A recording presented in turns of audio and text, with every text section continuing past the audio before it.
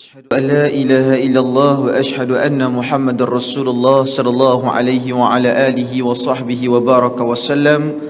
اللهم فقهنا في الدين وعلمنا التأويل واهدنا إلى صراطك المستقيم ولا حول ولا قوة إلا بالله العلي العظيم. رب اشرح لنا صدورنا ويسر لنا أمورنا واحلل عقدة من ألسنتنا يفقهوا أقوالنا. Rabbi yassir wa la tu'assir, Rabbi tamin bil khair wa la hawla wa la quwwata illa billahil aliyyil azim. Saya mulakan dengan lafaz Assalamualaikum warahmatullahi wabarakatuh. Apa khabar semua tuan-tuan, sihat? Alhamdulillah, syukur kita kepada Allah Subhanahu wa taala kerana Allah Subhanahu wa taala mengizinkan kita semua berhimpun dalam peristiwa yang amat besar ini dan dalam pertemuan yang amat hebat ini. Sama ada tuan-tuan dan puan-puan yang dimuliakan oleh Allah Subhanahu wa taala adalah merupakan penjawat awam ataupun merupakan anggota, keseluruhannya tidaklah masya-Allah tabarakallah menjadi satu perbezaan yang jauh rasa hormat saya terhadap kalian semua. Maka artinya walaupun ada mungkin nama yang saya tak dapat sebutkan sebentar tadi, tetapi saya menghormati semua di kalangan tuan-tuan dan puan-puan sekalian yang berada dalam masjid yang berkat ini. Dan insya-Allah sama-sama kita membicarakan banyak perkara-perkara yang penting, terutama masya-Allah tabarakallah bagaimana sudut pandang di kalangan kalian adalah orang-orang yang penting, khususnya dalam perbincangan yang amat besar ini. Baik, masya-Allah tabarakallah, sebelum kita nak pergi dengan lebih lanjut bila kita bercakap tentang Ma'al Hijrah ini, memang kita sekarang ini dalam bulan Muharram ya. Kita dalam bulan Muharram. Dalam masa yang sama juga kita berada masya-Allah tabarakallah dalam satu waktu yang sama dengan proses untuk kemerdekaan tanah air kita. Dulu kita dibangkitkan dengan keyakinan Tun Abdul Rahman, begitu juga dibangunkan dengan Tun Tan Cheng Lock, Tun VT Sambatan. Mereka berjuang masya-Allah tabarakallah membina kesepakatan untuk bagi kejayaan di tempat yang sangat kita menumpang hari ini, masya-Allah tabarakallah. Yang keduanya, saya nak ajak kita semua fikir tentang satu wacana dulu. Dulu subhanallah tahun 624 Masihi, tahun 624 Masihi, sekarang Masihi 2022. 624 Masihi dulu kita ada satu war di antara orang yang beriman dengan golongan musyrikin berlaku pada bulan Ramadan. Itu kita panggil sebagai perang Badar ya. 625 kita return balik. Kita jumpa waktu itu orang kafir, dia kata gua mesti return punya dia kata kan. Gua dah kalah dalam Badar. Jadi dia turun dalam Uhud, dia menang, masya-Allah tabarakallah. 627 kita perang sekali lagi, namanya perang Ahzab. Tetapi kita tengok dalam Quran, perang Badar tak cerita. Lepas itu perang Uhud pun dia tak cerita. Tapi bila kita kata perang yang ketiga yang masyhur di kalangan umat Islam, waktu itu ada beberapa lagi peperangan, tiba-tiba ada perang yang ketiga di dalam Quran menceritakan masya-Allah tabarakallah. Waktu itu kita menghadapi keadaan yang amat berat sekali. Kenapa? Subhanallah, kerana waktu itu Nabi dah ada dekat Madinah. War yang kali ini adalah war yang menyebabkan kita tak boleh makan selama 4 minggu. Selama 4 minggu kita tak boleh makan, makanan tak boleh bawa masuk dalam. Lepas itu masya-Allah tabarakallah kita dikepung dengan kepungan yang amat dahsyat sekali. Dulu subhanallah tabarakallah kita pernah lihat ya, ketika mana berlakunya perang di antara Arab termasuk Jordan terhadap Israel waktu itu, begitu juga dengan Mesir dengan Syria. Dia pernah minta ruang supaya bertenang, tempoh supaya mereka ni masya-Allah tabarakallah gecatlah senjata sementara. Dia cakap macam itu. Tapi dalam masa yang sama dia bawa masuk senjata-senjata baru untuk menangkan Israel dalam perang tersebut. Waktu itu Jordan kalah tuan-tuan, Jordan kalah, Syria kalah, masya-Allah tabarakallah. Dan kita melihatkan masya-Allah tabarakallah kesepakatan umat Islam juga kalah waktu itu. Waktu itulah mencalar air muka bangsa Arab. Bangsa Arab ni dia calar air muka dia, sampai sebab itu pada hari ini Israel tetap megah sebagai negara yang kecil, yang dia berjaya membuatkan rakyat Palestin hari ini 2.3 million berada di dalam Gaza. 2.3 million, artinya kita tak kira berapa banyak yang dia dah bunuh Kita tak kira banyak yang dah bunuh, tetapi oleh kerana dia tolak, himpit kita sampai kita masuk dekat Gaza, cukup dekat situ. Okey, itu pun sejarah besar untuk kita. Tapi kenapa, masya-Allah tabarakallah, dalam perang yang ketiga Allah Subhanahu Wa Taala mengkhususkan cerita tersebut dalam Al-Quran? Sebab masya-Allah, perkara pertama sekali adalah kita tak dapat makan selama 4 minggu, lebih kurang hampir sebulan. Ya, menyebabkan waktu itulah Nabi terpaksa untuk ambil batu, Nabi ikat dekat perut Nabi supaya angin tak masuk. Orang lain tunjuk dekat perut ada 1 batu, Nabi tunjuk ada 2 batu. Masya Allah tabarakallah, ikat betul-betul. Dan akhir sekali, apa lagi berlaku pada saat ketika itu? Musuh pula dia dah buat kesepakatan. Macam mana? Nabi dekat Madinah, Yahudi dalam Madinah deal pula dengan, masya Allah tabarakallah, kafir musyrikin Mekah. Dalam Madinah pun lawan Nabi, tapi dia sepakat dengan orang luar. Lepas itu masya Allah tabarakallah, Mekah pula pada saat ketika itu berikan sokongan, dan mereka dapat pula sokongan daripada semenanjung Najat, iaitu hari ini Saudi Arabia waktu itu. Mereka himpunkan semuanya dan mereka letakkan dapat 10,000 askar. 10,000 askar, masya Allah, dan 600 tentera berkuda. Perang yang ketiga ni adalah perang yang menyebabkan Nabi rasa goyah, tuan-tuan. Kenapa?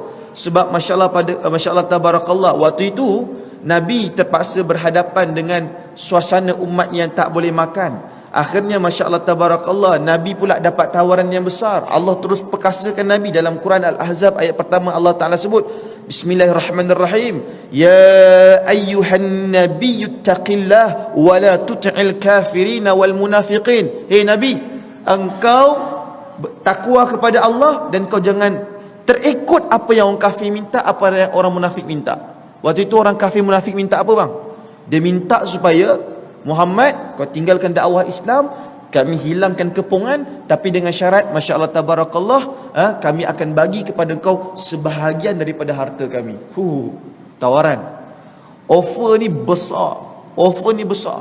Kamu nak apa lagi Muhammad? Kamu nak perempuan, kami akan ceraikan isteri kami. Kalau dia belum berkahwin, kami beri kepada kamu. Kamu nak apa lagi? Orang-orang jahiliah buat macam itu. Sampai pada akhirnya, ayuhal mustami'un al-kiram, masya Allah tabarakallah, berlakunya pergelutan dalam hal keadaan tersebut. Nabi masih lagi firm. Jadi waktu itu Nabi dalam kubu 3,000, musuh luar kubu 10,000, tuan-tuan. Buli berlaku waktu itu. Buli berlaku waktu itu. Dan kita melihat bahawa boleh jadi saja kita akan kalah, sebab mereka dah tutup sumber-sumber keperluan kita. Masya Allah tabarakallah. Kita tengok ya, di antara strategi musuh adalah dia akan berhentikan sama ada sumber pendapatan negara tersebut, sumber makanan, masya Allah tabarakallah, dan pada akhirnya menyebabkan tentera kita pun akan jadi lembek. Macam mana nak perang? Makan tak ada, masya Allah tabarakallah, makan tak ada. Saya ingat lagi dulu saya pernah program dengan tentera Melayu ya, dia bagi habis daripada program tu adalah sikit makanan yang tuan-tuan biasa makan kalau waktu perang kan. Tuan-tuan ada makanan packing tuan-tuan sendiri kan. Saya first time dapat bila makan rasa macam pahlawan tuan-tuan, rasa macam mat kilau tuan-tuan. Rasa macam mat kilau. Pun belilah tuan-tuan punya periuk kan, jenis yang pegang tepi ni, periuk bawah tu kan, pergi cari macam tuan-tuan tu, bakar penunun Bunsen lepas tu letaklah. Waktu itu dia bagi pajari nenas. Saya kata sedap juga askar ni masakan. Masya Allah tabarakallah. Makan teruskan, rasa macam dia kata, Ustaz, kami kalau berlaku war apa-apa, ni lah makanan yang kami produce saja, sentiasa ada, supaya kami hantar. Masya Allah tabarakallah. Dan waktu itu kita nampak bahawa betapa pasukan kita kena kuat dan sihat. Akhirnya apa yang berlaku dalam war tersebut, kita subhanallah tabarakallah, akhir sekali Allah Ta'ala menghantarkan bantuan yang sangat besar. Ya Allah Ta'ala hantarkan ribut taufan. Allah Ta'ala bagikan tanah waktu itu melawan sendiri musuh mereka. Ya, sebenarnya bila orang Islam berperang, alam juga turut berperang. Tuan-tuan kena faham benda tu. Bila kita berperang, kebanyakannya alam akan turut tolong kita. Saya buktikan. Yang pertama sekali Ahzab tadi, bila angin ribut taufan serang dan lawan, waktu itu kita menang tanpa bertanding tuan-tuan. Kita tunggu juga kat dalam. Kalau kau dapat masuk, kita orang keluar.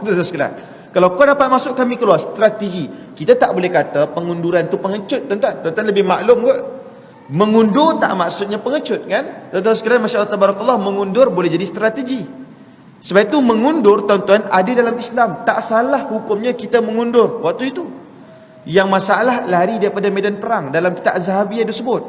Cuma para jemaah yang dimuliakan oleh Allah Subhanahu Wa Taala, dalam satu hal dan keadaan, masya-Allah tabarakallah, apabila war tersebut berlangsung dengan amatlah dahsyat, tiba-tiba subhanallah Allah Ta'ala bantu. Ini juga termasuk apa yang berjaya kita lakukan oleh Sultan Muhammad Al-Fatih dalam membuka kota Konstantinopel. Macam mana Allah Ta'ala bantu waktu itu? Allah Ta'ala jadikan waktu itu berlakunya, ada beberapa pandangan. Satu sebut gerhana yang berat. Bila berlakunya gerhana, fahaman mereka menganggap bila berlaku gerhana bermaksud kita akan kalah. Ya, waktu itu motivasi mereka yang berada dalam kota Konstantinopel ni rasa macam tak kuat dah. Sebab dia kata ni gerhana ni, faham mereka terhadap gerhana melemahkan. Jadi menyebabkan motivasi mereka turun dan jatuh. Al-Fatih ni pula masya-Allah tabarakallah, dia ada tengok di antara lautan tersebut ada jeriji yang menghalang. Kalau kapal je masuk, langgar jeriji tu, pecah kapal tu. Jadi apa yang dia buat? Masya-Allah, dia potong kayu-kayu dalam keadaan yang sangat senyap. Dia ambil, dia nampak haiwan, masya-Allah tabarakallah, dia ambil lemak haiwan, dia sapukan dekat kayu tersebut. Lemak haiwan tu dia ambil, dia sapukan nak bagi licin.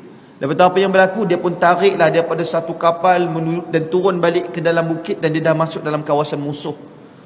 Dia dah masuk dalam kawasan musuh, dan akhir sekali Allah Ta'ala memberikan kejayaan setelah mana dia sedih sangat. Dia sedih sangat, Allah Ta'ala berikan kejayaan. Sebab itu saya nak bagi tahu, masya-Allah tabarakallah, alam ni apabila kita dah bulat hati, apabila kita dah satu hati, Allah Ta'ala mesti akan berikan kekuatan kepada kita. Ada orang tanya, habis tu Ustaz, kita orang ni nak berhijrah jadi lebih baik Contoh kami Palestin lah. Ustaz kata kalau kita tawakal pada Allah, Allah mesti tolong kita kan. Ya, tapi kenapa Palestin tak merdeka-merdeka Ustaz? Macam mana nak Palestin merdeka tuan-tuan? Parti kat sana bergaduh. Hamas melawan Fatah. Banyak Brigade juga berbeza-beza manhaj. Masya-Allah tabarakallah, banyak berbeza-beza. Bahkan di sana banyak juga tuduhan-tuduhan yang membida'ahkan di antara satu sama lain. Mereka menghukum ini kafir, ini kafir. Sebenarnya masalah kat Palestin ni, mereka memang langsung tak bersatu hati.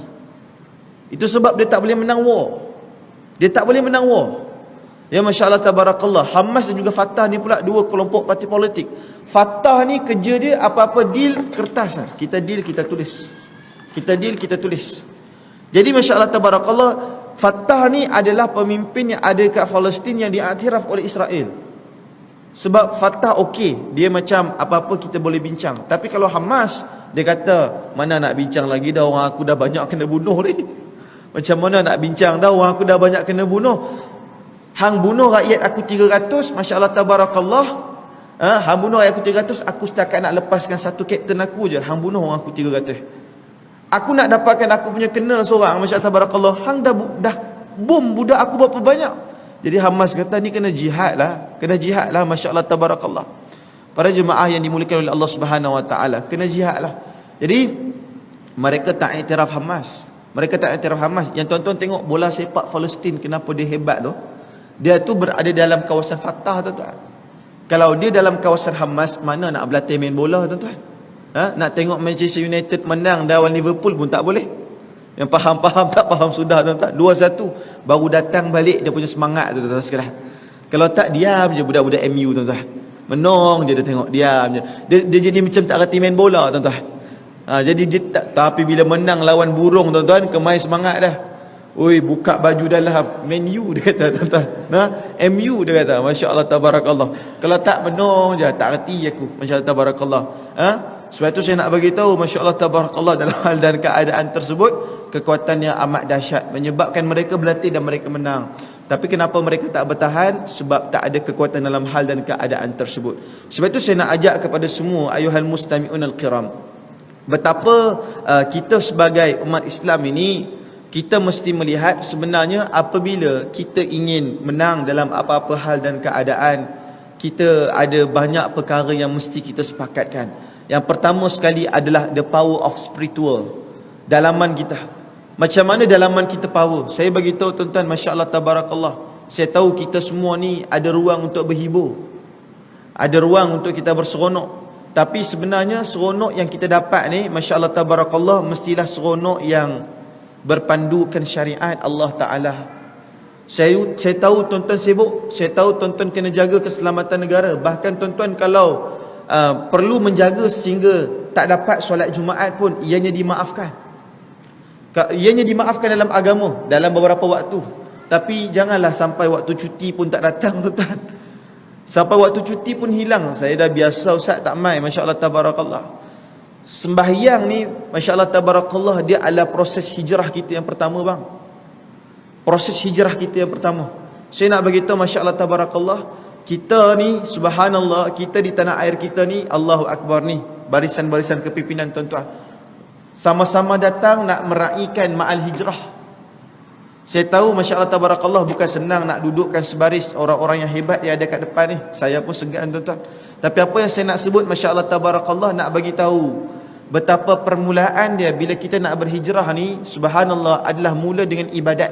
Disebutkan dalam hadis daripada Aisyah nombornya 1211, disebutkan kepada kita walakinnaha ala qadri nasabiqi atau qala nafaqatiki. Disebutkan kalau kamu nak banyak ganjaran dalam agama ini, ianya berdasarkan kepada berapa banyak jumlah kudrat yang kamu berikan untuk agama ni.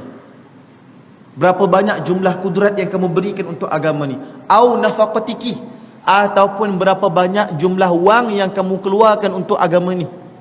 Saya nak bagi tahu, saya tengok ada muka-muka yang baru kahwin. Saya nak bagi tahu bang, yang muka tak kahwin-kahwin pun ada. Tuan-tuan sekalian, yang muka always single pun ada juga tuan-tuan. Ya, saya nak bagi tahu, masya-Allah tabarakallah, yang dah ada keluarga, kita tahulah sebenarnya kadang-kadang menguruskan keluarga ni dia lebih sukar daripada menguruskan satu pasukan. Sebab menguruskan keluarga tak macam satu pasukan dengan mengeluarkan satu arahan, tuan-tuan. Menguruskan keluarga ni dia lebih kepada emosi, pujukan, dia memerlukan rayuan, dia memerlukan kasih sayang, dia memerlukan kefahaman. Masya-Allah tabarakallah, dia perlukan benda tu. Dia bukan perlukan arahan, tuan-tuan. Saya bagi tahu, tuan-tuan, keluarga ni dia tak perlukan arahan, dia perlukan kasih sayang dan kerahmatan.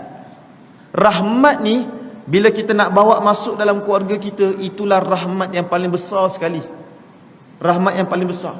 Tuan-tuan, saya nak bagi tahu, dalam pasukan tuan-tuan, kita hormat dekat pemimpin kita, kita akan bai'ah, kita akan berikan takbir hormat sebagai maksudnya kita mengiktiraf pemimpin kita. Tapi dalam rumah tangga, tanda isteri bai'ah nak taat dekat suami bila? Waktu semayang berjemaah. Itulah majlis. Tuan-tuan, lepas tuan-tuan dah habis berlatih, tuan-tuan akan ada majlis watikah. Majlis watikah ni sangat epik. Tuan-tuan nak dilantik, Allahumma salli ala Muhammad, dah nak jadi masya-Allah tabarakallah, satu perwira yang akan menjaga udara ataupun apa-apa pun sistem, sama ada di peringkat pejabat dan sebagainya, saudara akan melalui proses itu.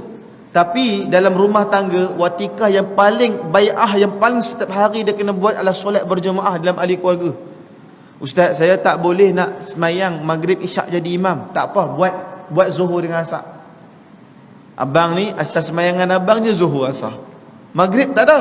Maghrib kita pergi masjid. Saya nak bagi tahu masya-Allah tabarakallah, yang muda ni. Saudara tahu tak? Kita ni ada dua benda yang Nabi sebut yang selalu menyebabkan kita tertipu. Al-awwal as-sihhatu wal faraghu, kata Nabi. Ada dua perkara yang menyebabkan kita tertipu. Yang pertama as-sihhah, iaitu kesihatan.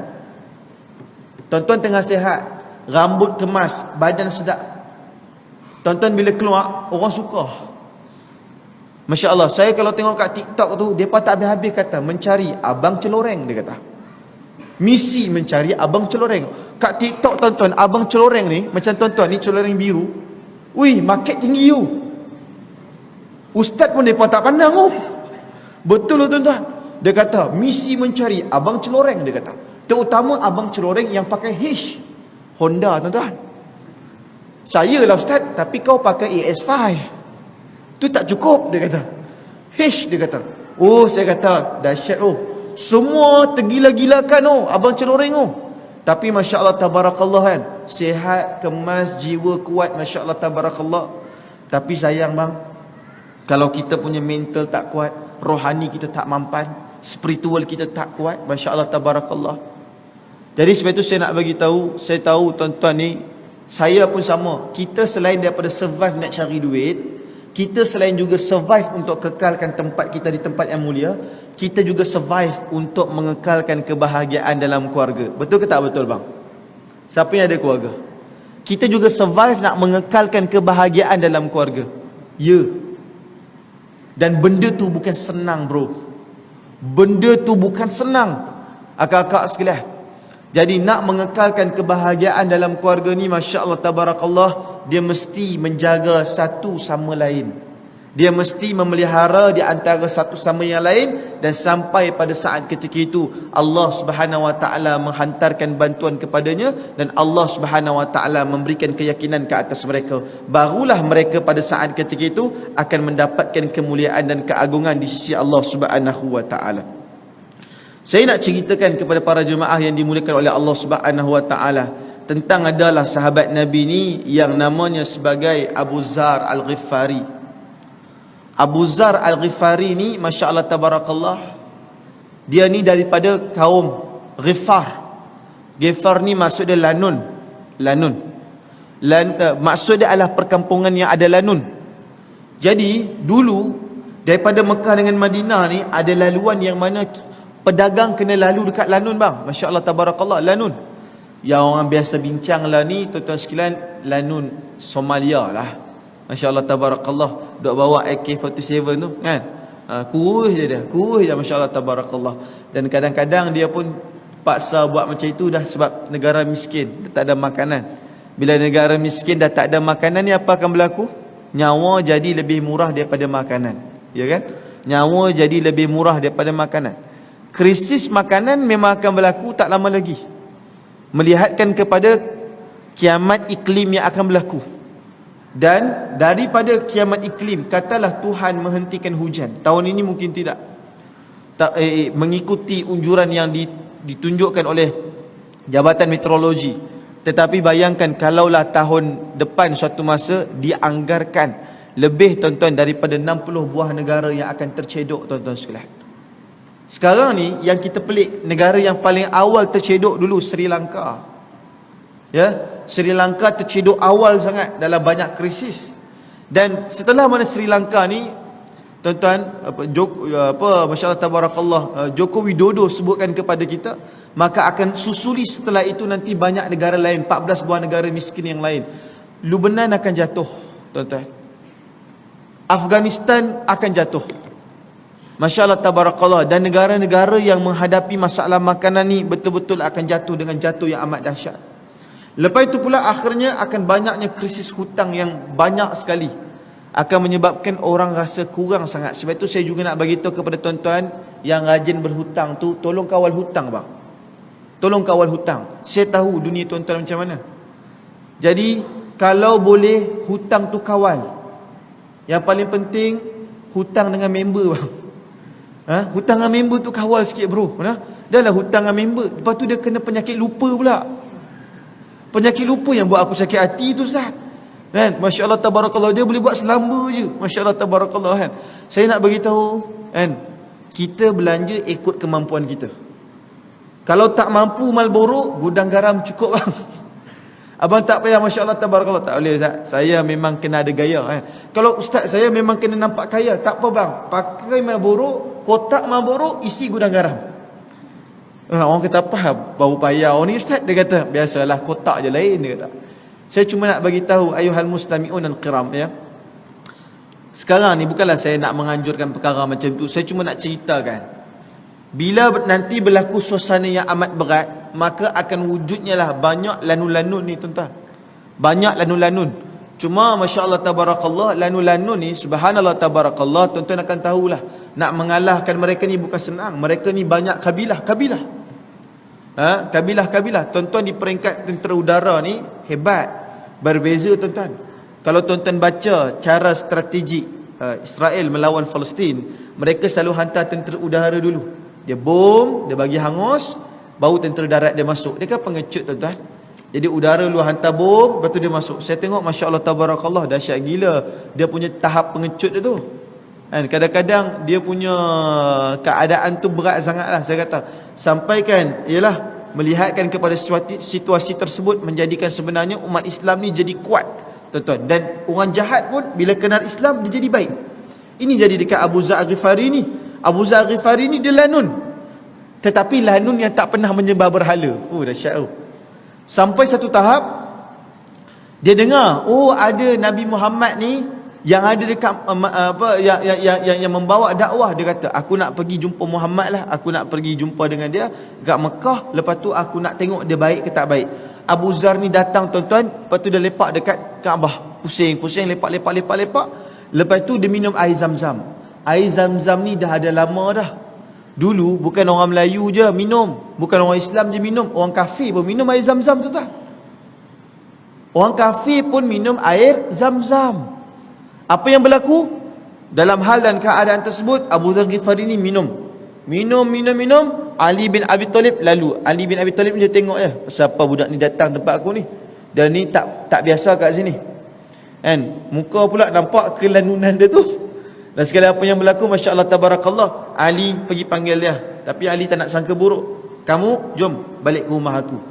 Ali bawa balik Abu Zar ni, yang lanun ni masuk rumah, tuan-tuan. Ini bukan macam 40 penyamun cerita Piramli tu. Masuk dalam tong minyak. Lepas tu dia boleh bangun menari pula. Lepas tu dia mandi dengan minyak. Last sekali Abu Zar Al-Ghifari, para jemaah yang ta'ala, dia datang 3 hari dia duduk. Hari pertama duduk, Ali tak tanya. Hari kedua duduk, Ali tak tanya. Hari ketiga duduk, Ali baru nak tanya. Tonton, ini cara beradab. Bukan tetamu baru datang sehari, kita tanya, cadang nak balik bila? Tuan-tuan. Member baru letak beg, cadang nak balik bila? Ni sajalah tanya. Jangan dulu, lepak dulu, bagi dia tenang, makan dulu. Jadi hari ketiga, Ali tanya dekat Abu Zar, kamu ni kenapa? Sebenarnya aku datang sini, aku tak beritahu orang lain, aku nak cari Muhammad. Ali, kau tolong bawa aku jumpa Muhammad. Baik. Ali ni pun bawalah jumpa Nabi Muhammad sallallahu alaihi wa ala alihi wa sahbihi wa baraka wasallam.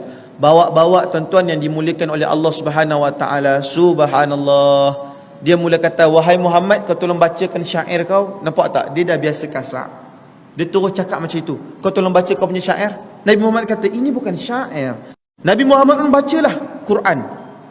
Baca Quran. Setelah daripada itu, Masya Allah tabarakallah, dia kata, wahai Muhammad, dia kata, Subhanallah tabarakallah, aku sekarang ini nak masuk Islam. Dia pun masuk Islam.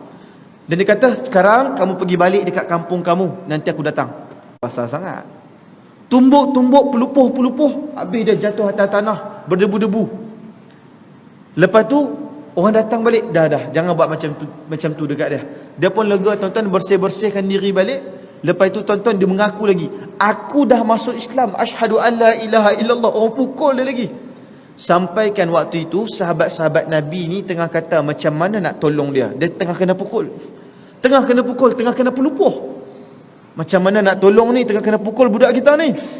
Last sekali dia pun memang lanun, biasa hidup susah, kena pukul tak sakit. Tuan-tuan, last sekali apa yang berlaku, Nabi pun datang pada saat ketika itu. Datanglah pakcik Nabi namanya Abbas bin Abdul Muttalib. Abbas bin Abdul Muttalib dia datang, dia kata, hei kalian jangan pukul Abu Zar lagi. Kenapa?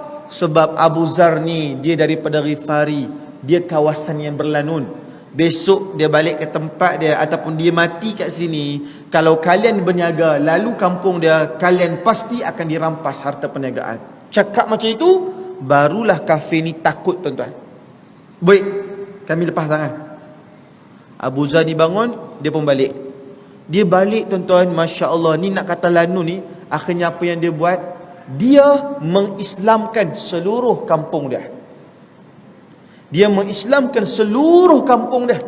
Masya Allah tabarakallah. Dan dia bersaksikan bahawa inilah aku dulu. Kalau aku dulu adalah ketua lanun, dan hari ini aku adalah merupakan ketua yang mengislamkan ramai di kalangan manusia, para jemaah yang dimuliakan oleh Allah Subhanahu wa taala. Dan akhirnya apa yang berlaku, ayuhal mustami'un al-kiram, Allah Subhanahu wa taala memberikan kejayaan kepada dia dan memberikan keyakinan bahawa kekuatan dan memberikan hidayah kepada dia. Akhirnya Abu Zar Al-Ghifari masuk Islam dan dia memimpin banyak orang berhijrah kepada hijrah yang sangat sempurna. Ini perjuangan Nabi. Tuan-tuan, pemimpin yang legenda bukanlah sejarahnya hebat. Kalau kita baca profil, contoh tuan-tuan sekalian, oh dia ni Masya Allah tabarakallah, hebat dia ni. Contoh tak, dia ni berjaya sekian. Hebat. Tak. Pemimpin yang disebutkan sebagai legend ataupun legenda, dia mestilah pemimpin yang berjaya melahirkan pemimpin yang lain. Contoh Nabi Muhammad sallallahu alaihi wa ala alihi wasallam. Nabi Muhammad dapat lahirkan Abu Ubaidah Al-Jarrah, betul kan? Dapat lahirkan Abu Bakar As-Siddiq, dapat lahirkan Umar Al-Khattab, dapat lahirkan Osman ibn Affan, dapat lahirkan Ali bin Abi Talib. Saya nak bagi tahu tuan-tuan, Ali ni hebat dia macam mana? Dia boleh naik kuda, dia boleh panah dengan kuda. Setengah dia naik kuda ni, Masya Allah tabarakallah, dia boleh memanah dengan kuda. Dan dengan panahan tersebut juga dia boleh menggunakan senjata dia, Masya Allah tabarakallah, untuk berdiri dan bunuh musuh yang ada di persekitaran dia. Itulah Ali. Saya nak bagi tahu, Ali boleh buat 3 benda dalam satu perkara. Ustaz, susah nak bayangkan. Tuan-tuan pernah tengok cerita Jackie Chan tak? 20 orang pukul dia boleh lepas. Itu filem kan? Tapi dalam sejarah membuktikan Ali boleh mengalahkan 20 musuh dalam satu masa. Sebab itu Ali ada pentaksub, namanya kelompok Syiah, tuan-tuan. Sebab Ali dia memang kuat sangat, dia memang gentleman, dan dia memang Masya Allah tabarakallah satu menantu Nabi yang ada kekuatan tersebut, ya, kekuatan tersebut, sehingga menyebabkan dia ni subhanallah tabarakallah berlakunya waktu dan kekuatan yang amat besar sekali. Saya nak bagi tahu, hari ni kita ni subhanallah tak sama macam zaman dulu. Zaman dulu saya nak cerita, tadi kita cerita pasal surah Al-Ahzab, perang yang mana kita menang sebab bantuan daripada Allah, betul kan? Tuan-tuan, agak-agaknya hari ni, katalah negara besar Itali, agak-agaknya tuan-tuan, kalau kita kumpulkan semua tenaga yang kita ada untuk menjatuhkan Itali, tuan-tuan rasa unjurannya kita mampu ke tak mampu? Semua aset-aset kita, lekir kita bawa tuan-tuan yang dimiliki oleh Allah Subhanahu Wa Taala. Lepas tu kita bawa lagi Masya Allah tabarakallah Sukhoi, mana yang kita ada lah, kita cuba jatuhkan Itali. Agak-agak boleh tak boleh? Tak boleh tuan-tuan. Itali di antara negara yang ada emas yang banyak, dan dia juga Masya Allah tabarakallah di antara negara bersekutu yang kuat. Jadi nak kalahkan dia susah. Tapi tuan-tuan tahu tak, Masya Allah tabarakallah, dalam Quran ada satu surah namanya surah Ar-Rum. Pernah dengar nama tu? Surah Ar-Rum. Kenapa Ustaz tiba-tiba Ar-Rum ni bahas kat kita? Sebab dulu para jemaah yang dimuliakan oleh Allah Subhanahu Wa Taala, tuan-tuan dan puan, kita pernah nak war dah dengan Hercules. Kita nak lawan dengan dia. Waktu itu subhanallah, Hercules ni tamadun Rom, dia tengah pegang Palestin, dia tengah pegang Syria, tengah lawan tamadun Persia di Iran. Iran ni dulu sembah api. Sebelum dia ikut Syiah, dia sembah api. Jadi dia perang dengan Hercules, pegang, Hercules ni asyik kalah aja lebih 9 tahun. Akhir sekali apa yang berlaku? Quran sebut ghulibatir Rum. Waktu itu kita sokong Rom. Kenapa kita sokong Rom? Sebab Rom beriman kepada Nabi Isa waktu itu. Kan mereka beriman kepada Injil, tuan-tuan. Tuan-tuan pernah dengar nama ahli kitab? Ahli kitab ni merujuk kepada orang yang beriman kepada Injil dan juga Taurat. Dan waktu itu kita okey dengan Kristian. Kristian nama hari ni lah, dulu kita panggil dia Ahlul Kitab. Kita okey. Tetapi tuan-tuan, bila mana, sebelum mana mereka faham Quran diturunkan dengan jelas, bila Quran dah sebelum Quran diturunkan dengan jelas, kita nak kahwin dengan orang Kristian dulu tak ada masalah. Sebelum Quran turun sempurna, dulu tak ada masalah. Tapi bila Quran dah turun jelas, batal perkahwinan dengan ahli kitab. Yang masalah hari ni, contoh di Indonesia, Kristian kahwin dengan Islam, betul tak betul tuan-tuan? Sah ke tak sah pernikahan tersebut? Tak sah. Dia salah faham, syariat tu dah tak ada bang. Mana boleh Kristian kahwin dengan Islam? Pasangan yang kafir kena pindah masuk Islam. Yang kafir kena pindah masuk Islam. Akhir sekali apa yang berlaku, Masya Allah Tabarakallah, dia kata dulu kami boleh. Tak sama.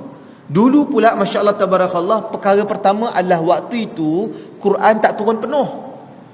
Berlakulah perbalahan di antara dua hal keadaan tersebut. Kita sokong Rom. Tapi apa yang berlaku para jemaah yang dimuliakan oleh Allah Subhanahu Wa Taala, Rom fight betul-betul. Akhirnya Rom menang. Tapi tiba-tiba bila Hercules menang, dia jadi gila kuasa. Dia kata, aku nak kalahkan tamadun lain, termasuk list tamadun yang dipimpin oleh Nabi Muhammad sallallahu alaihi wasallam.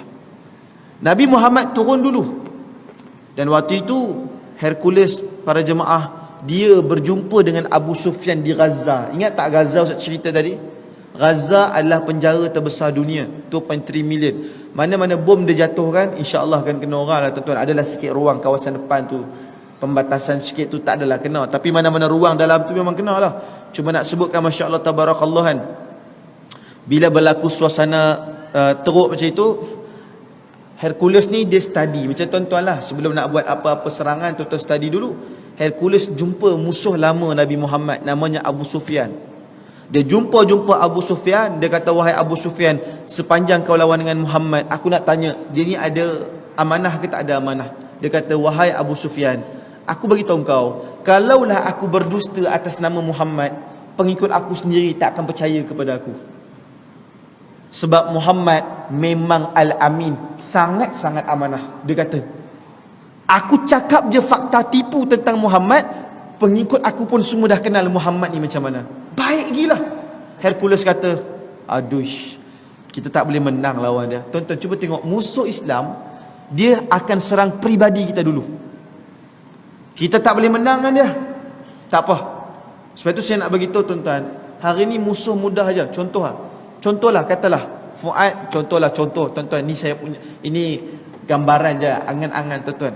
Katalah tiba-tiba satu masa nanti saya ni jadi orang askar, katalah saya ni panglima tuan-tuan. Tu dia paku banyak gila tuan-tuan. Paku tekan ada dekat saya dulu kan. Ada yang aminkan, amin ya rabbal alamin lah. Tengok badan tak boleh lah tuan-tuan. Apa yang mudah kat depa dapat kita? Dia analisis saya. Apa yang dia buat? Dia mudah. Dia ada Google Maps tuan-tuan. Dia ada Google. Dia tengok apa yang selalu saya search. Askar dia ni banyak tengok benda yang tak best. Banyak tengok benda tak elok. Kita boleh kalahkan dia. Oh, dia ni rajin tengok Shopee. Contoh tuan-tuan. Terutama 9.9. Dia kata makcik-makcik ni lah, akak-akak dia lah kan. Oh, dia ni 8.8 tak pernah tinggal. Setiap bulan memang dia habiskan duit suami dia 7.7, 8.8, 9.9, 10.10 tuan-tuan sekalian. Memang habis. Jadi apa yang berlaku para jemaah yang dimuliakan oleh Allah Subhanahu Wa Taala, dia tengok, dia study. Dan Hercules pun study Nabi Muhammad. Tapi dia jumpa musuh lama. Tuan-tuan, siapakah orang yang paling kenal kita? Musuh lama kita lah. Dia dah lama lawan kita. Dia tahu. Dia jumpa sahaja, dia cakap Muhammad ni macam mana. Dia jumpa dekat Gaza. Sufyan pun balik, dia kata memang aku tak boleh menang melawan dia. Hercules kata pun aku pun tak boleh menang. Tapi dia dah ajak perang. Nabi Muhammad turun bawa 30,000 tentera pergi ke Tabuk. Tuan-tuan tahu tak, bila Nabi Muhammad turun bawa 30,000 tentera pergi ke Tabuk, antara yang ikut sekali Abu Zar tadi. Ingat tak Ustaz cerita Abu Zar tadi? Dia datang tuan-tuan, tapi dia kan miskin. Lanun tuan-tuan, lepas dah tak jadi lanun, job dah tak banyak tuan-tuan. Job dah tak ada. Jadi dia dah tak banyak duit. Jadi dia pun naiklah kuda lama dia. Dia naiklah kenderaan lama dia. Naik-naik tuan-tuan, benda lama.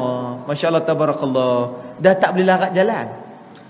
Bila dia tengok daripada jauh, tinggal aku dengan aku punya pasukan. Tuan-tuan tahu apa dia buat? Dia turun daripada kenderaan dia, dia jalan tuan-tuan sekalian, kejar sampai dapat, kejar sampai dapat ikut 30,000 askar tadi. Nak cakap tu, orang ni bila dia jahat dah jadi baik, dia baik sungguh tuan-tuan. Jangan main-main. Jahat dah jadi baik sungguh tuan-tuan. Tuan-tuan jangan buka-buka. Tuan-tuan jangan terkejut besok lusa tiba-tiba Datuk Ali Syukri jadi imam tuan-tuan pakai serban tu. Tuan-tuan jangan terkejut tiba-tiba Baby Shima jadi ketua muslimah. Assalamualaikum pura-pura bujang dia kata. Tuan-tuan sekalian, masya-Allah tabarakallah. Jangan terkejut tuan-tuan. Doakan baik-baik untuk dia. Walaupun saya dah cakap tuan-tuan boleh tengok kat dalam Google. Da'i Fuad tegur Baby Shima. Tuan-tuan boleh tengok dekat Google, nanti keluar saya punya artikel. Metro ambil tuan-tuan sekalian, berita harian ambil, Media ambil. Tapi tak macam tu tuan-tuan. Tapi jangan terkejut, besok dia jadi ketua muslimah. Dia dah tak ada pura-pura bujang lah. Marhaban tuan-tuan. Marhaban versus dandut tuan-tuan sekalian. Saya nak beritahu para jemaah yang dimiliki oleh Allah Subhanahu Wa Taala, Abu Zar Lanun, dia turun lari, kuda lama. Tuan-tuan, job dah tak ada. Job dah tak ada. Dia pun jalan pergi sampai dekat Tabuk. Oh, ini kualiti dia ya. Dia bawa turun macam ni. Hercules kata tak jadi perang. Kenapa? Nabi Muhammad dah turun. Waktu tu dia dah mula nampak, tuan-tuan, ni nak kata alam bantu. Dia kata ramai gila pasukan Muhammad bawa. Tuan-tuan, saya kata tadi 30,000 nak jatuhkan satu tamadun, bolehkah? Mana boleh? Rom kita nak jatuhkan, kita tak boleh. Tapi para jemaah, oleh kerana kita waktu itu spiritualnya sangat kuat, Masya Allah tabarakallah, sehingga menyebabkan kekuatan dalaman kita boleh menang dan kita tak takut dengan musuh waktu itu. Saya nak bagi tahu dulu, subhanallah tabarakallah ya, tak semua perang kita pakai baju perang. Kena faham tu. Tak semua perang kita pakai baju perang. Ada waktu tentera umat Islam, bila dia dah perang, dah tak ada pakaian, kain dia sampai tutup atas pusat ni saja. Waktu itu kita dah tak ada baju perang dah. Masya Allah tabarakallah.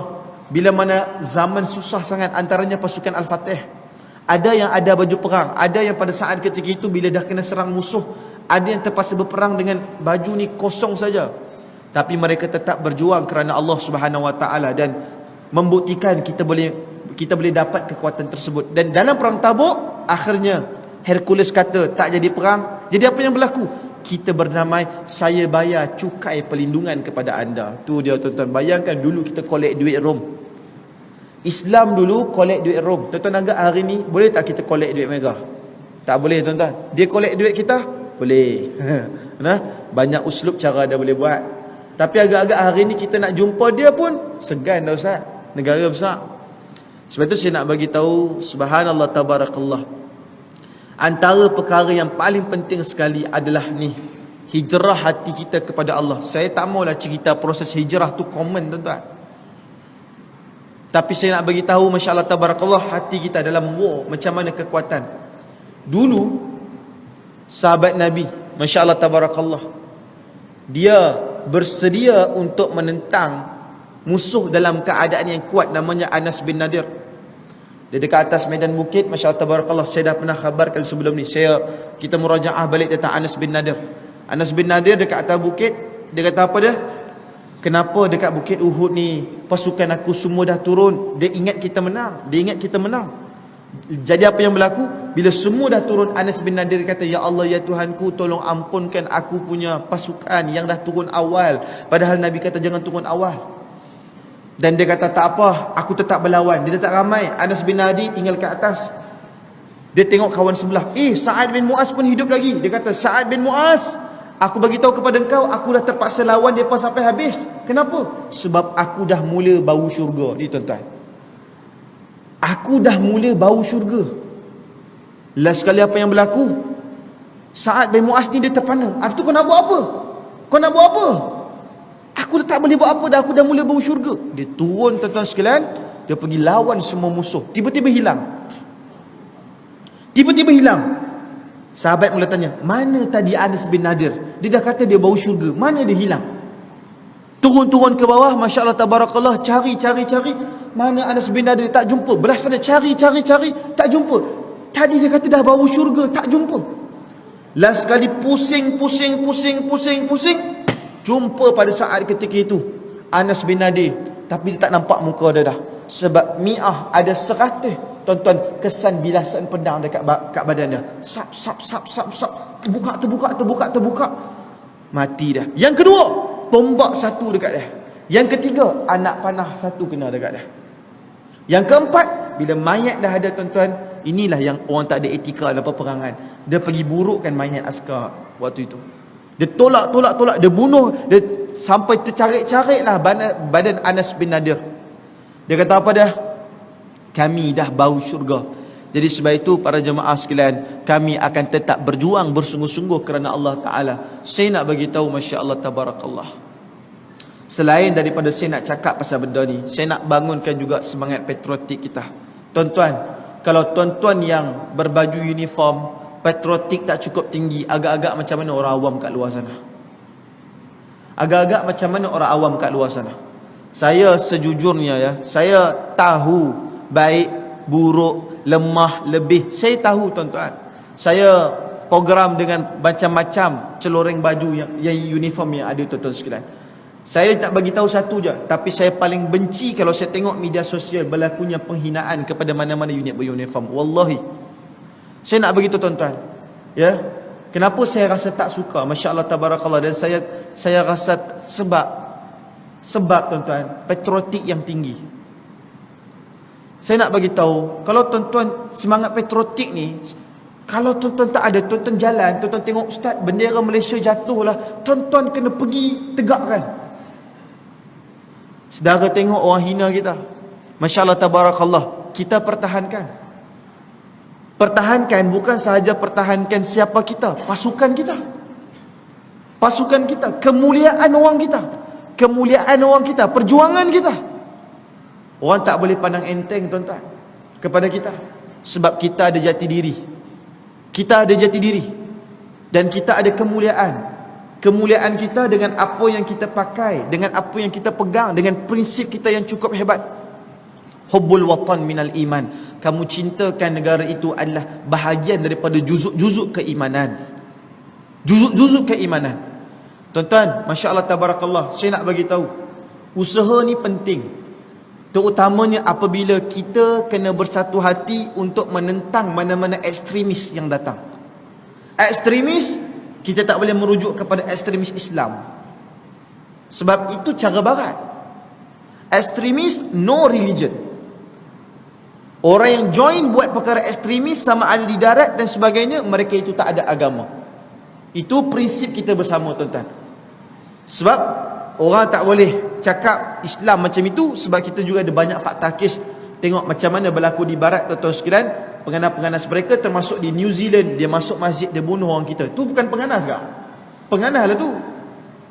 That's why kita kata teroris no religion. Saya nak beritahu, apatah lagi yang saya tengah cakap depan saya ni adalah para perwira yang beragama Islam. Tuan-tuan, dalam kagat ada, dalam unit uniform ada. Yang paling penting, jaga akidah sungguh-sungguh. Tuan-tuan yang ada hebat ni, ada kehebatan terjunan, Masya-Allah tabarakallah, ada kehebatan dalam taktikal medan perang. Saya nak beritahu tuan-tuan, tak sedikit juga yang bila dah habis pencen dia, tiba-tiba terekod fahaman yang salah kat luar, padahal dia expert.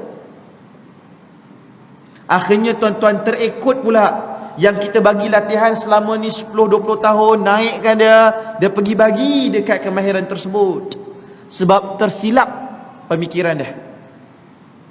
Sebab itu saya nak bagi tahu, penting untuk kita ikat diri kita dengan akidah ahli sunnah wal jamaah, Asy'ariyah wal Maturidiyah. Penting supaya Masya-Allah tabarakallah, saudara yang dah ada banyak kemahiran pertahankan diri, pertahankan tanah air ini, bila dah tak lagi berpakai pakaian yang mulia ni, Masya-Allah tabarakallah, terpelihara hal dan keadaan tersebut, barulah kita akan ada masa depan yang baik dan cemerlang. Barulah kita akan rasa selamat. Sebab Masya-Allah tabarakallah, itu pembangunan kita. Kita maklum akidah kita di Malaysia ni ahli sunnah wal jamaah, Asy'ariyah wal Maturidiyah. Fiqh kita fiqh Imam Syafi'i. Tasawuf kita Imam Ghazali, Imam Junaid Al-Baghdadi, tuan-tuan yang dimuliakan oleh Allah Ta'ala. Ya, saya sempat sebelum ini, waktu Datuk Ayub Han dulu dalam unit ekstremis, tuan-tuan sekalian, saya patutnya satu kali tu saya forum dengan dia. Saya betul-betul nak program dengan dia sebab dia idola saya. Tapi tak dapat rezeki. Saya dapat dengan timbalan dia waktu itu. Dia kebetulan, biasalah orang busy tuan-tuan, ada benda lebih penting untuk dia daripada berforum waktu itu. Jadi dia terpaksa pergi, timbalan dia ganti. Saya tak ingat apa nama pada saat ketika itu. Saya kata, saya sebenarnya, saya Masya-Allah tabarakallah, memang saya tengok kemampuan dan kehebatan dia, tolak perkara-perkara yang silap, perkara-perkara yang salah tuan-tuan sekalian, dan keberanian dia, Masya-Allah tabarakallah, vokal dia. Tapi itulah tuan-tuan yang diberikan oleh Allah Subhanahu Wa Taala. Antara benda yang saya minat dengan dia adalah kekuatan dia, prinsip dia, ya. Dan saya nak beritahu juga kepada kita semua, Masya Allah Tabarakallah, betapa penting hijrah kita sekarang ni. Yang pertama adalah tambah lagi yakin banyak dengan Allah. Udu'allaha wa antum muqinuna bil ijabah. Kamu doa kepada Allah dalam keadaan kamu yakin bahawa doa kamu akan dijawab oleh Allah. Itu je. Ustaz, saya yakin kepada Allah Subhanahu wa taala seperti mana saya punya ini akan dimakbulkan oleh Allah Subhanahu wa taala. Sebab apa? Subhanallah tabarakallah. Orang yang lambat yakin kepada Allah, dia akan jadi seperti mana yang ada dalam surah Al-Mulk, yang ceritakan kepada kita, masya-Allah tabarakallah, dalam keadaan yang sangat jelas sekali. Mereka ni lambat yakin kepada Allah Subhanahu wa taala. Lantas mereka ini mohon dalam hal dan keadaan itu, masya-Allah tabarakallah, mereka ini terkendala dan mereka ini terbuang oleh Allah Subhanahu wa taala. Ataupun yang lebih jelas kita boleh tengok, apabila Allah Subhanahu wa taala menyatakan mereka yang terlambat sedar ni, yang terlambat mengetahui tentang diri mereka, terlambat dalam memahami di manakah akidah mereka, akhir sekali mereka lambat yakin kepada Allah. Bila lambat yakin, mereka menyesal, tuan-tuan. Penyesalan tu besar. Contoh apa dia? Penyesalan ada dalam surah As-Sajdah, sebut kepada kita, Rabbana absarna wasmi'na farja'na na'mal salihan inna muqinun. Dia kata, sesungguhnya wahai Allah, kami dah tengok, kami dah dengar, masya-Allah tabarakallah, dan kami dah rasa dah, dan kami minta supaya kami hidupkan balik, supaya kami buat amal-amal soleh ya Allah, dan sekarang ni barulah kami yakin. Dia dah mati, dia dah tengok azab kubur, tuan-tuan, barulah dia yakin. Saya nak bagi tahu tuan-tuan sekalian. Tolong jawab soalan saya. Saudara semua ada roh ke tak ada roh? Kalau ada, tolong anggukkan kepala. Ada roh ke tak ada? Ada, terima kasih. Soalan saya sekarang, di manakah roh kita? Roh ni mana? Dekat jantung. Lagi dekat mana? Buah pinggang. Habis tu yang orang tukar buah pinggang tu hidup lagi. Roh ni dekat mana? Roh dekat darah. Habis tu yang orang dialisis tu hidup lagi. Roh ni saya nak bagi tahu. Roh ni dalam akidah, dalam kategori Allahumma salli ala Muhammad wa ala alihi wasallam, wujud aradi. Wujud aradi ni bermaksud roh adalah makhluk yang Allah Ta'ala akan panjangkan usia dia sampai hari akhirat. Jin mati tak nanti? Jin mati. Jin mati tak? Jin mati. Masya Allah tabarakallah. Yang Allah Ta'ala, antara yang Allah Ta'ala panjangkan usia dia apa? Syurga, neraka Allah Ta'ala panjangkan. Sebab nak seksa dengan nak bagi nikmat. Apa lagi yang Allah Ta'ala panjangkan? Roh. Kita memang mati dekat dunia. Kita memang mati dekat dunia. Tapi roh kita akan melalui semua tu, hidup sampailah di hari akhirat. Dan roh ni pula adalah benda yang kita tak dapat nampak. Kalau ada orang kata, Ustaz, saya nampak roh member saya. Itu maksudnya tinggal 2 Jumaat lagi dia hidup. Saya nampak roh member saya. Tuan-tuan, roh tak boleh nampak, Ustaz, tapi saya nampak muka lebih kurang. Itu boleh jadi jin korin. Boleh jadi jin korin. Jin korin ni adalah jin yang memang lama hidup dengan kita, dan dia akan sentiasa untuk bawa kita melakukan kemaksiatan kepada Allah. Jin korin yang masuk Islam hanyalah jin Nabi saja. Jin korin Nabi dah masuk Islam. Jin korin, tuan-tuan, tak masuk Islam. Dia jahat. Cuma saya nak bagi tahu para jemaah yang dimuliakan oleh Allah Subhanahu wa taala, roh kita ni dialah yang akan melalui nanti perjalanan yang panjang. Tuan-tuan, badan tuan-tuan yang tuan-tuan pegang, perjalanan dia pendek je, 60-70 tahun. Tapi yang dalam badan tuan-tuan, dia akan melalui perjalanan yang panjang gila dalam badan. Sebab itu saya nak bagi tahu, tolong buat baik dengan barang yang dalam badan. Tolong berhubung baik dengan benda yang dalam badan. Tolong untuk selalu bercakap dengan dia, wahai roh, taatlah kamu kepada Allah Ta'ala. Wahai roh, beranilahkan dirimu. Wahai roh, kuatkanlah dan perkasakanlah agamamu. Roh. Sebab itu orang panggil luar jasmani, dalaman orang panggil rohani. Rohani daripada perkataan roh, bang. Roh. Sebab roh ni hidup dia panjang, lebih panjang daripada jasmani. Ya. Saya nak cerita kenapa kita boleh menang dulu, tuan-tuan. Kenapa Datuk Bahaman dulu boleh berikan saingan yang susah kepada British. Kenapa Tok Janggut, Tok Kenali boleh beri satu saingan yang kuat. Satu je sebab dia.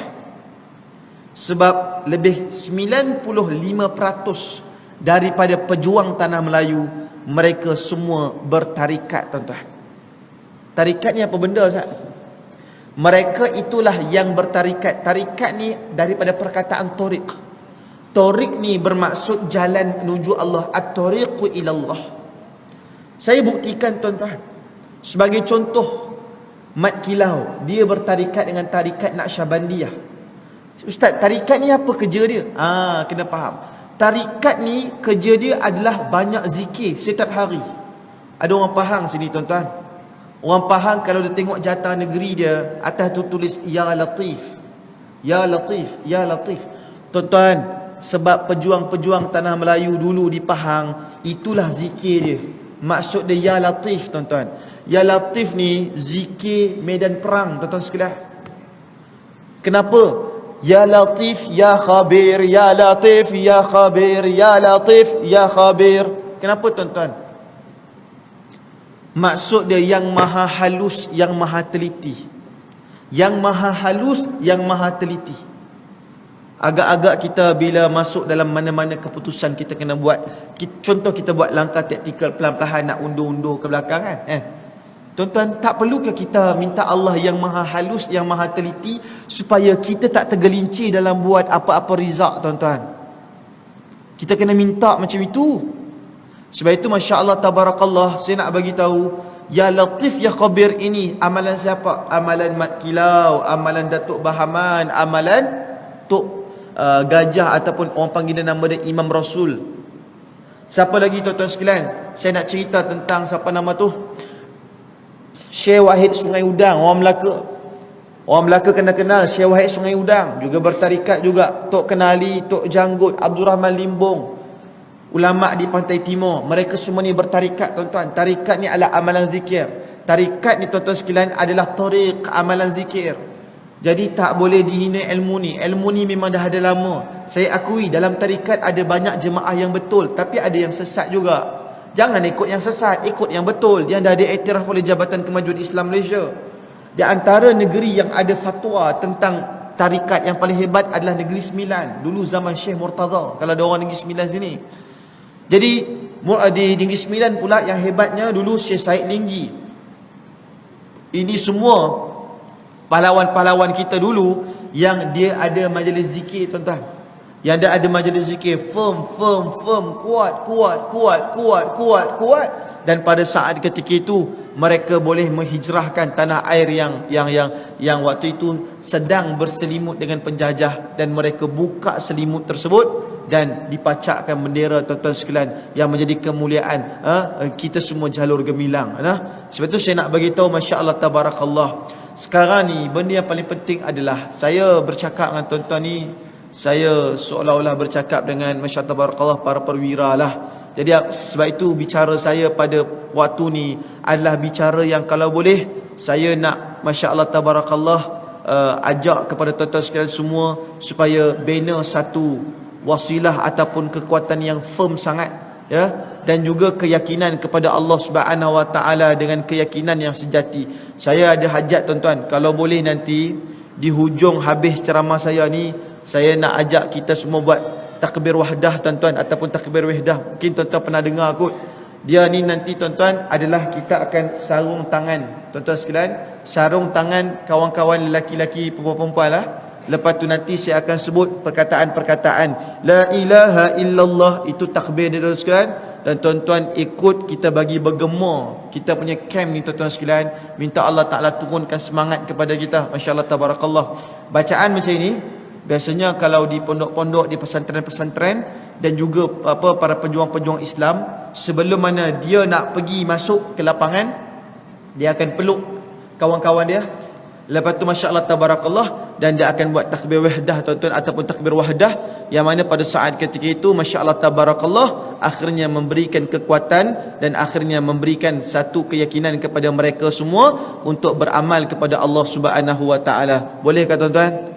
Boleh ke nah? Kita bagi bergegar sikit Subang ni tuan-tuan. Bagi bergegar sikit Shah Alam ni, mudah-mudahan dengan kekuatan tersebut Allah Subhanahu wa taala memberikan keyakinan kepada kita.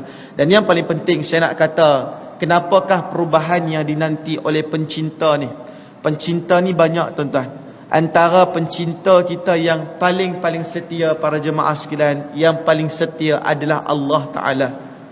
Allah Taala sebut masya-Allah tabarakallah dalam hal yang sangat jelas, ya, Allah Taala menyediakan untuk kita semua syurga, dan Allah Subhanahu wa taala menyediakan untuk kita semua kekuatan, dan Allah Taala menyediakan untuk kita semua nikmat, yang mana nikmat-nikmat tersebut adalah nikmat yang mudah-mudahan kekal abadi sampai di hari akhirat insya-Allah. Amin ya rabbal alamin. Jadi ada baki lagi beberapa minit ini, saya buka dululah kepada sesi persoalan jika ada. Jika tak ada, kita akan proceed kepada takbir wadah kita nanti insya-Allah. Dipersilakan.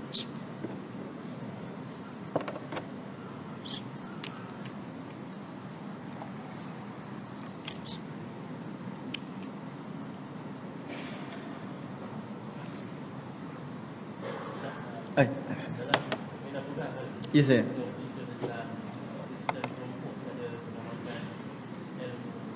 Kebal.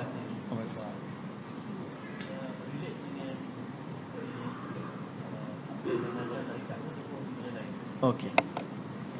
Baik, Allahumma salli ala Muhammad wa ala alihi wa sallam. Terima kasih Tuan Brigadier General kita. Soalan ni hebat.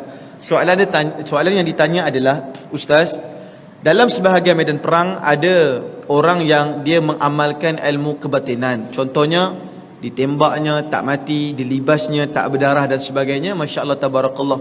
Jadi adakah ianya terkait dengan ilmu kebatinan ataupun terkait dengan ilmu tarikat? Okey. Sebenarnya macam ini. Perkara pertama adalah dia bergantung kepada tokoh itu sendiri. Kita cuba refer case lah, sebagai study case kita dalam beberapa jurnal ataupun artikel yang saya pernah baca dan buat simakan. Sebagai contoh, Sulu. Kita bagi contoh Sulu. Sulu ni ketika mana kita nak kalahkan dia dulu, masya-Allah tabarakallah, mereka ni dikenali sebagai orang yang ada ilmu kebal. Dan ilmu kebal yang mereka buat, ya, walaupun ada perbezaan lah. Sulu ni sejarahnya besar tuan-tuan. Asal Kesultanan Sulu ni tuan-tuan adalah asal Kesultanan Melayu Islam dulu, ya. Dan mereka ni juga ada di kalangan Ahlul Bait, keturunan Nabi sallallahu alaihi wasallam.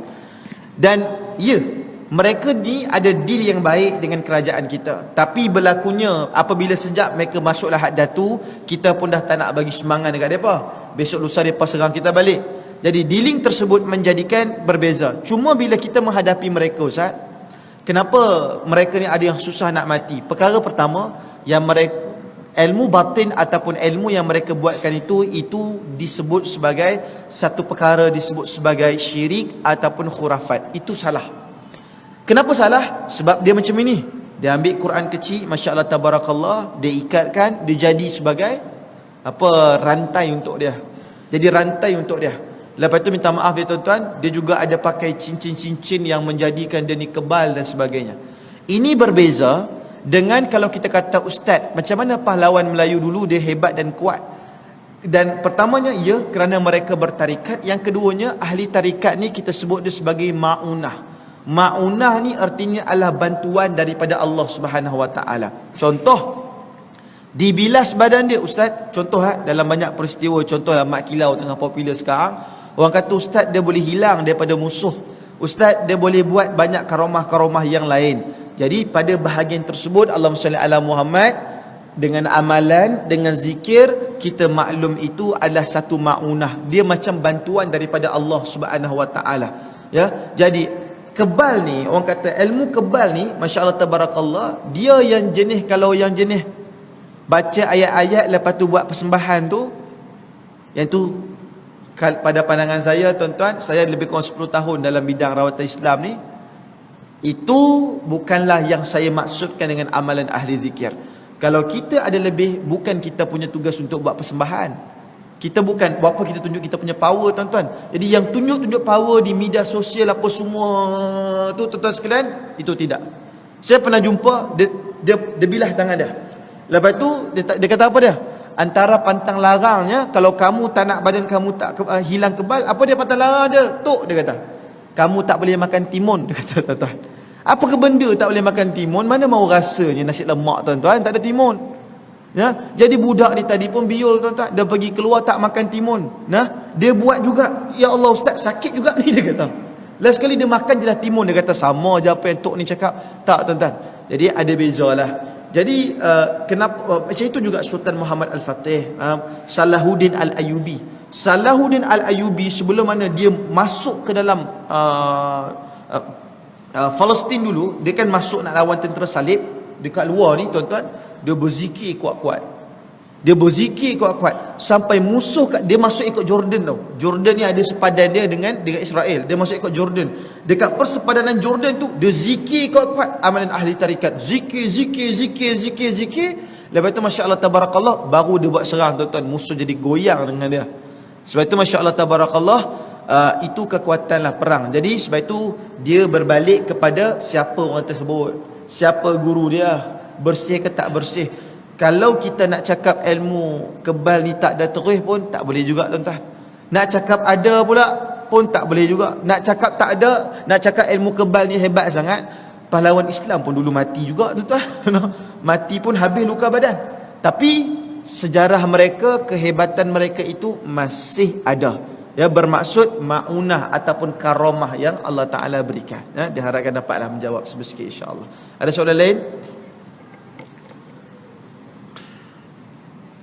Baik, kalau tak ada, masya-Allah tabarakallah, mudah-mudahan sebelum saya nak tutup, saya nak serahkan kembali pengurusi acara ni.